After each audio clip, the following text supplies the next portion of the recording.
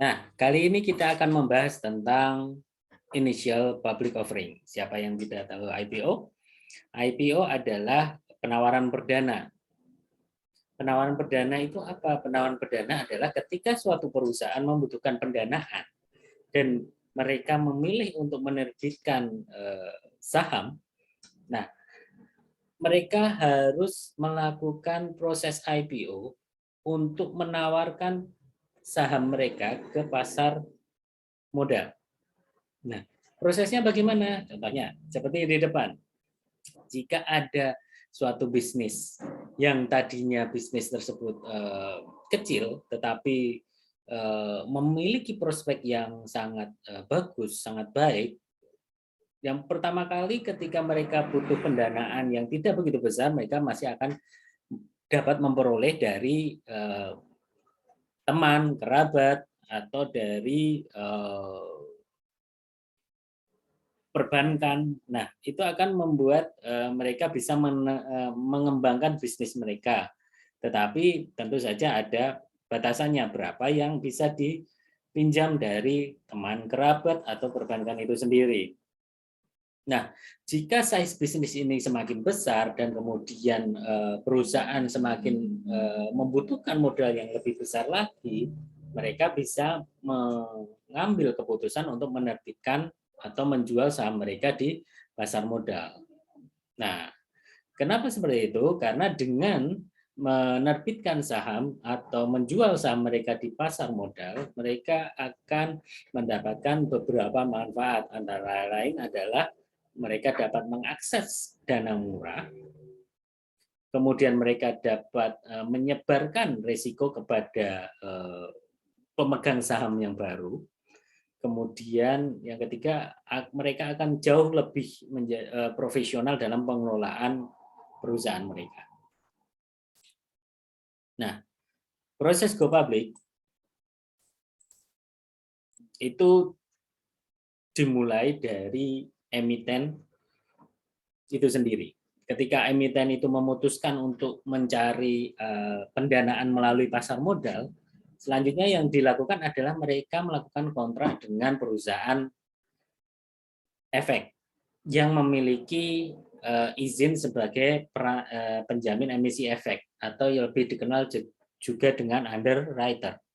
Nah, setelah itu underwriter akan membantu perusahaan emiten ini, perusahaan yang membutuhkan dana ini untuk mendapatkan pendanaan dengan melakukan mengurus izin ke Bursa Efek Indonesia dan Otoritas Jasa Keuangan. Untuk apa? Untuk melakukan IPO.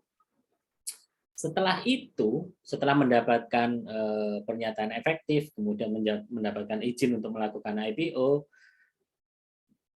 yang dilakukan adalah melakukan penawaran umum,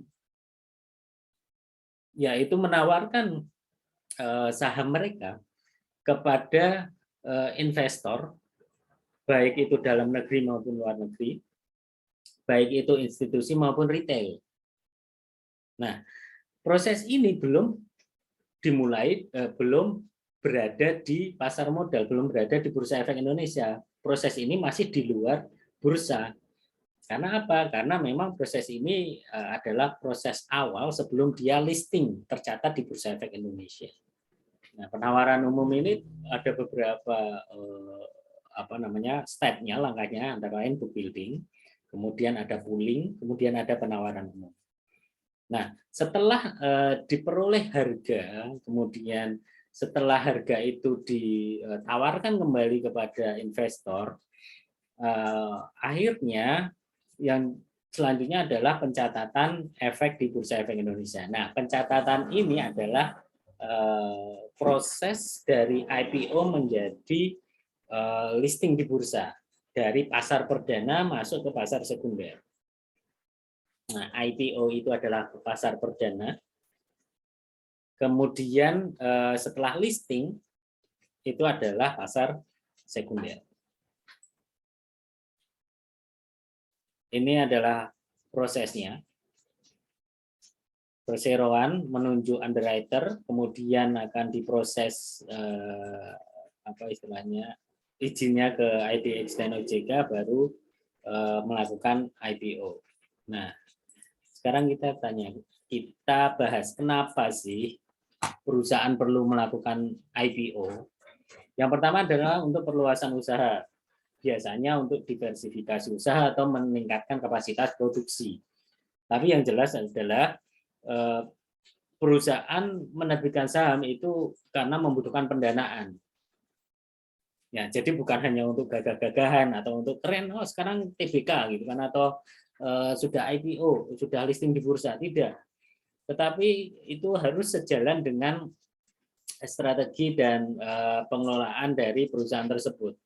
Kalau dilihat perusahaan membutuhkan pendanaan dan memutuskan untuk menerbitkan saham, ya berarti perusahaan ini sudah mengetahui konsekuensi dan potensi dari listing di Bursa Efek Indonesia atau di pasar modal. Kemudian memperbaiki optimalisasi struktur keuangan dan pemodalan, ya jelas ini karena apa, pendanaan kan, kita perusahaan butuh dana, ya udah mau menerbitkan obligasi atau saham. Kemudian meningkatkan produktivitas karyawan, menimbulkan rasa kepemilikan, sense of belonging, ya. Seseorang atau investor yang memiliki saham dari suatu perusahaan itu pasti memiliki sense of belonging. Karena apa? Karena dengan memiliki satu lembar saham saja sebenarnya sudah tercatat menjadi pemilik perusahaan. Otomatis investor akan menjadi lebih aware. Apalagi kalau misalkan perusahaan menerbitkan Employee Stock Option Program atau Management Stock Option Program (ESOP and SOP) yang memang ditujukan untuk memberikan rasa kepemilikan bagi perusahaan oleh karyawannya atau manajerialnya. Nah, seperti itu. Emang fungsinya seperti itu. Jadi kalau memiliki sahamnya berarti aku memiliki perusahaan ini, rasanya seperti itu.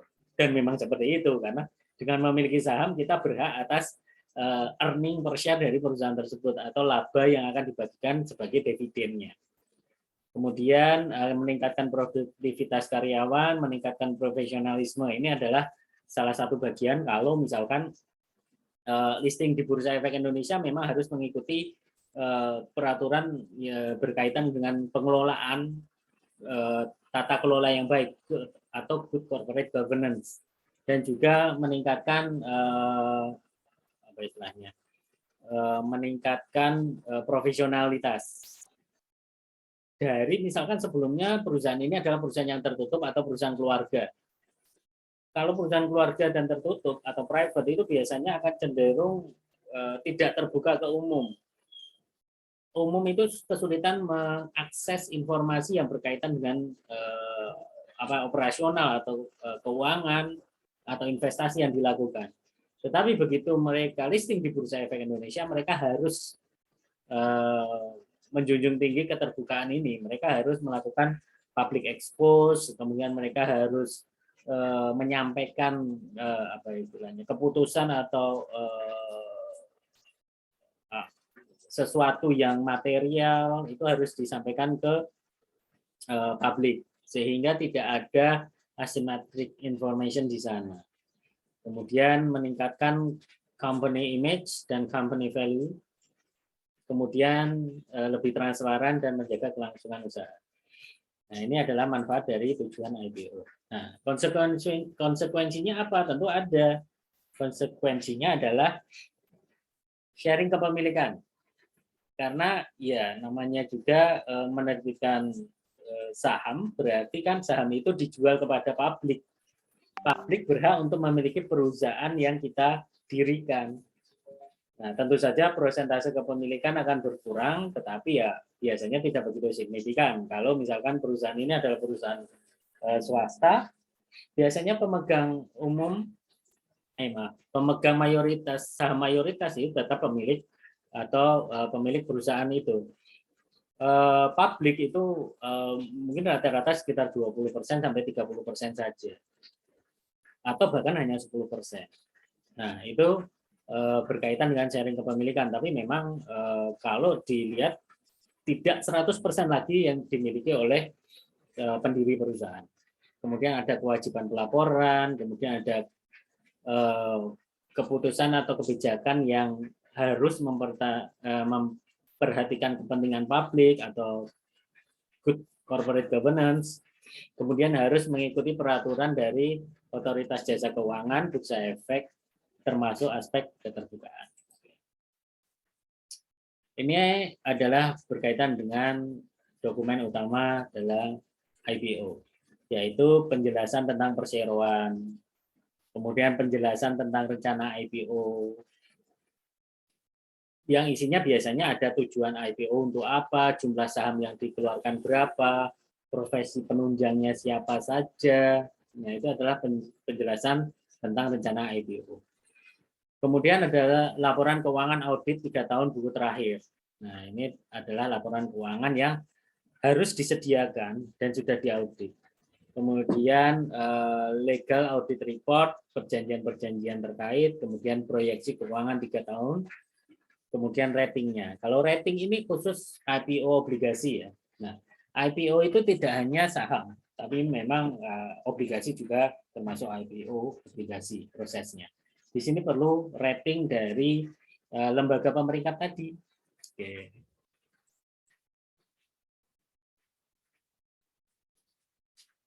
Ini adalah berkaitan dengan persyaratan umum pencatatan efek. Untuk saham ada berapa nih? 1, 2, 3, 4, 5, 6, 7, 8, 9, 11 syarat. Untuk obligasi ada 1, 2, 3, 4, 5, 6, 7, 8 syarat. Kemudian di poin yang terakhir ini ada perjanjian penjaminan emisi berbentuk syarat berbentuk full commitment atau base effort. Nah, itu adalah syarat nanti akan kita bahas pada materi perusahaan efek yang membantu listing emiten.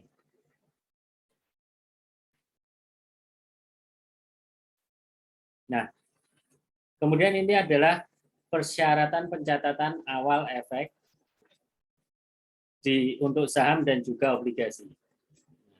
Contoh untuk suatu saham yang suatu emiten yang akan berencana menerbitkan saham yang akan masuk papan utama, itu yang paling mencolok di sini adalah memiliki operasional pada core bisnis lebih dari 36 bulan, kemudian membukukan laba usaha pada 1 tahun buku terakhir. Ada laba usahanya. Kemudian opini laporan keuangan, WTM 2 tahun terakhir, kemudian aktiva berwujud bersihnya lebih dari 100 miliar, kemudian jumlah saham yang dimiliki bukan pengendali dan bukan pemegang saham utama minimal 300 juta saham. Oke. Selanjutnya yang masuk papan pengembangan adalah suatu bisnis atau perusahaan yang operasionalnya sudah lebih dari 12 bulan, boleh rugi, namun berdasarkan proyeksi keuangan 2 tahun telah memperoleh laba khususnya sektor tertentu 6 tahun. Kemudian lapor keuangan itu lebih dari audit, lebih dari 12 bulan. Kemudian aktiva berwujud bersihnya 5 miliar. Nah, ini yang membedakan papan pengembang dan papan utama. Kalau tadi yang papan utama itu aktiva berwujud bersihnya lebih dari 100 miliar. Kalau ini lebih dari 5 miliar. Kemudian yang satu untuk obligasi. Oke. Nah, itu adalah berkaitan dengan initial public offering atau penawaran perdana, baik itu obligasi maupun saham, dan juga syarat-syaratnya. Nah, baik teman-teman, terima kasih sekali sudah menonton video ini. Kita ketemu lagi di materi berikutnya. Salam.